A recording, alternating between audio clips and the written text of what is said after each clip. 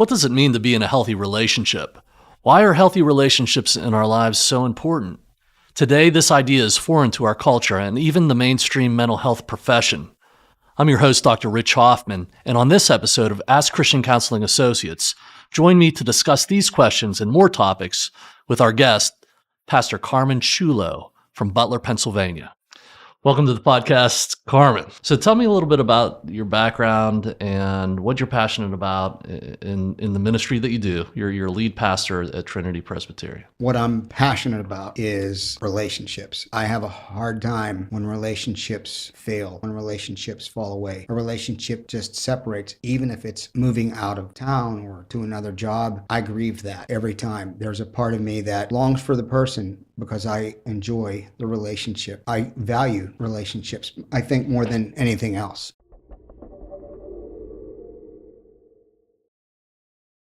The forgiveness part of the relationship is void. They don't have to forgive. I'm not sure why. So if someone does offends me, I feel that I have an opportunity to approach them and talk to them about what's going on and then mention that specific thing and say, I'm just curious about what leads you that way and how can I help you go past there? Is there anything that I can do? Am I doing anything to offend you? If so, I'll ask forgiveness because I didn't know what you were struggling with. I didn't know where that was going. That doesn't always happen. People just look at somebody that maybe talks about other people. They don't realize what that looks like to somebody else. And whenever somebody's downing someone, it doesn't look like a Christian to a lot of people. So they say, that's a Christian.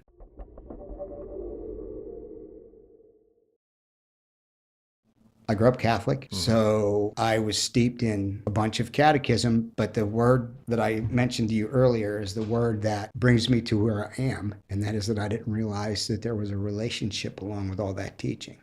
I never heard that from up front. And I would go to church. I went to church as a little kid, medium kid. As somebody in high school, I felt safe in church. I always felt safe in church. I would burst into tears when an organ would play and there would be different chords. I was moved to tears. I really didn't know what was going on. But when I get to this church and I'm introduced to these people. How would you describe that now, what the organ did to your heart? Well, the same way, I just understand that's how God grabs a hold of somebody. That was the relationship part that you didn't understand. And I did not understand it for the longest time. And then one day, I started understanding Scripture. Reverend Bose was talking about it. He had a way of looking around the room. You know, he read, for the most part, he would read his sermon and he would look up and look around. And I didn't have an easy childhood at all. It was pretty hectic, disconnected. I didn't have a traditional home setting at all. And I had been through lots of things, lots. And one day he had this message about rend your heart. And at the end, he said, you were saved. And he turned his head and he had a unique way of looking over his glasses at you. And he would put his tongue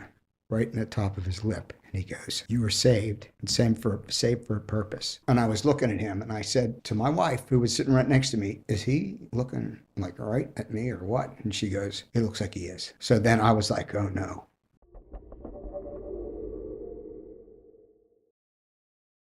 Teenagers especially say, what does it mean? You say that you have a relationship with Christ. What does that mean? And I'll tell you, even in churches that are very specific to tell you, a lot of times they can't tell me. In a basic sense, I would say, well, in your heart, deepest part of you, you have what you want. And there's also where God is calling you and his desire for you, his design, his purpose for you that you can have, that you can choose. He gives you a choice. You have to choose. He doesn't force you. Constantly being good to you, to call you. And that's just like me calling you to this meeting and you came. You could have said no. That's our relationship. A relationship is a back and forth. It's constantly there. And if it's not there, you don't have a relationship. And some people, unfortunately, don't have much of a relationship, which means that I don't listen for your voice, whatever that may be. And that's another very controversial thing to talk about. The believer hears God's voice. I know people who can hear that audibly. They're not crazy. I believe that I know people that have a very clear sense of where God is calling them.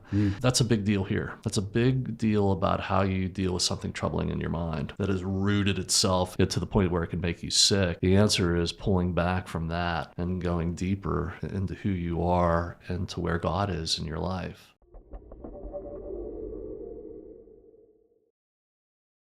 Can't have rules without a relationship. Can't. You have to have them both at the same time. I love you. I'm going to show you that love by bringing you along what I believe works. And you can't be afraid to say to a kid, no, listen to me, that's not the right thing. Don't do that. Don't say, well, you're a smart guy, you'll figure it out. They're not a smart guy. They're growing up.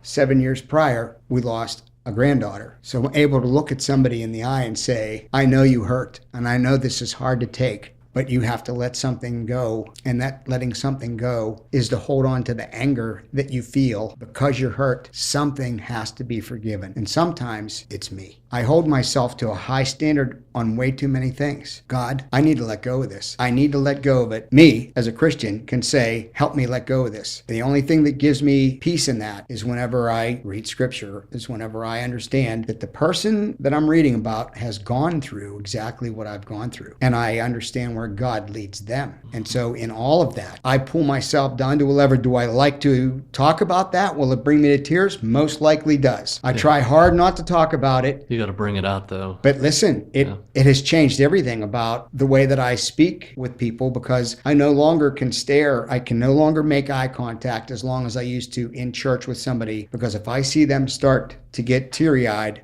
I will bawl in a second. I will get quivery, and that's all. I had to move back. I had to change the way I used to deliver things. I used to use almost no notes whatsoever. But whenever that grabs me, I don't really like it. But I guess that's how God has me wired for the next section of my life, because that's where I'm at. I have to forgive something. Sometimes it's me, sometimes it's somebody else. Even if they don't accept it, I have to give it, because it was given for me far more than I'll ever know.